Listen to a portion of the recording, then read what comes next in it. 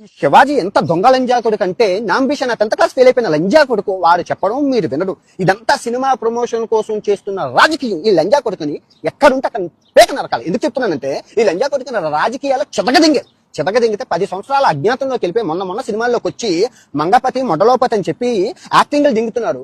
ఇంకా ఆడవాళ్ళు మీరు ఊడుకుంటే గనక ప్రతి సినిమా రిలీజ్ ఫంక్షన్ లో ఈ లంజా కొడుకులు వచ్చి ఆడపిల్ల ఎలా ఉండాలి అలా ఉండాలి అలా ఈ లంజా కొడుకు ఎవరండి ఆడపిల్లల గురించి చెప్పడానికి?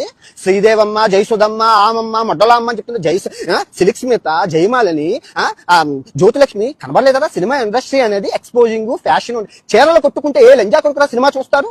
నువ్వెవరు రా చెప్పడానికి? నాకు తెలియదు. ఆడదాని శ్వేత నీకు అంతగా సామాన్లు కనబడుతున్నాయంటే గుళ్ళని చెదగదింగు. ప్రతి గుడి మీద అమ్మాయిలు మీకు అర్ధనగ్నంగా ఫోటోలు అవి ఉంటాయి. లంజా కొడుకు ఈ లంజా కొడుకుని మీరు సంపదింగితే గానీ తెలుగు ఇండస్ట్రీ బాగుపడదు. ఎందుకంటే నాంబిషన్ లంజా కొడుకు చదువుకున్న వాడు కాదు. నాంబిషన్ 10th క్లాస్ అంగూటా సాఫ్ లంజా కొడుకుని బతకనివ్వకూడదు. తెగ నరకాలి, సంపి దెంగాలి.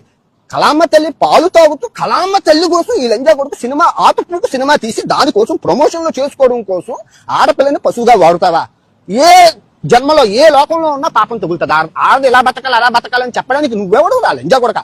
గోచి మా తాత కొట్టుకున్నారు, నువ్వు గోచి కొట్టుకో. నువ్వు పంచి కొట్టుకుంటున్నావా లంజా కొడక? ఆ చీర కొట్టుకోవడం అనడానికి సంపి దింగుతాను. ఆటగాడు బతుకున్నంత వరకు ఇంకో 100 సంవత్సరాలైనా ఏ లంజా కొడుకైనా వచ్చి ఆడది ఎలా ఉండాలి అలా ఉండాలంటే ఈ ఆటగాడు వచ్చి గొద్ద. ఈ శివాజీ ఎంత దొంగ లంజా కొడుకు అంటే నాంబిషన్ 10th క్లాస్ ఫెయిల్ అయిపోయిన లంజా కొడుకు వాడు చెప్పడం మీరు వినడు. ఇదంతా